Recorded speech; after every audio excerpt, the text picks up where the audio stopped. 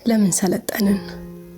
መሰልጠናችን ሲያስፈራኝ አዘማመናችን ሲያሳስበኝ ጊዜ ይህችን አልኩኝ።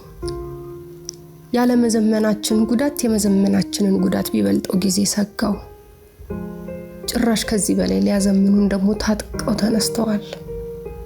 መሰልጠናችን ከመሰይጠን አልሻል ቢለኝ ጊዜ ምን ነው እዛው በቆምን አስባለኝ። የመዘመናችንን ጥቅም ባየውም ጉዳቱ በዛብኝ። ማህበራዊ ህይወታችን አዘማመኑ አስፈራኝም አሳፈረኝም። የሟች ቤተሰብንም ባያየው በሞት የተለየው አፈር ሲገባ ምን ነው ለኔ ባረገው እያለ ሲወርቅ ሲነሳ ያየው ልቤ ተሰበሮ አብሬው አልቅሼ አብሬው መሬት አድሬ ማጽናና ልቤ ለርህራሄ የቀረበ የነበርኩ ሰው ዛሬ ዘምኜ በእጄ ላይ ባለው ስልክ ጊዜ ካለኝ ደውዬ ከሌለኝ መልእክት ልኬ ለቅሶ ብደርስ ጊዜ ፍረት ተሰማኝ። ከዚህ በላይ ስዘምን ወዳጄ በሞት መነጠቁን የመስሚያ ጊዜ እንኳን ላጣ መሆኑን ሳስብ ፈራው። አጥሮቻችን አስፈሩኝ። ከአብሮ አደጎቻችን ጋር ከሚያውቁን ከምናውቃቸው ጋር ቡና ተጠራርተን የምንመካከረውና ችግራችንን የምንፈታው ቀርቶ ብቻችንን ተወጥረን ኖረን ሲበስብለ ሳይካትሪስት ከፍለን ስንመከር ጊዜ ፈራው። ፍቅራችን አዘማመኑ አሳቀቀኝ።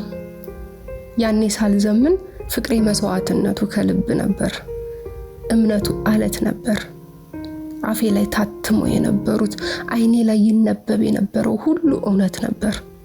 ናፍቆቱ፣ ፍርሃቱ፣ ደብዳቤው፣ ዘፈን ግብዣው፣ መሸኛኘቱ ሁሉም ከልብ ነበር።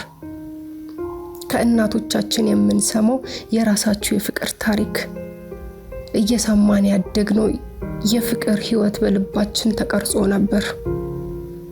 አሁንስ ዘመነኛ ወሬዎቻችንስ ከአፋችን የሚወጡ ቃላቶችስ ለቀጣዮቹ ህፃናት የምንነግራቸውስ አሁን እየሰሙ ያሉትስ የነገርናቸውን ይዘው አምነውና ተቀብለው ያድጋሉ፣ ይኖሩታል። አሁን እኮ ፍቅር የለም የሚለው ቃል ነግሷል። ያማል፣ ያስፈራል።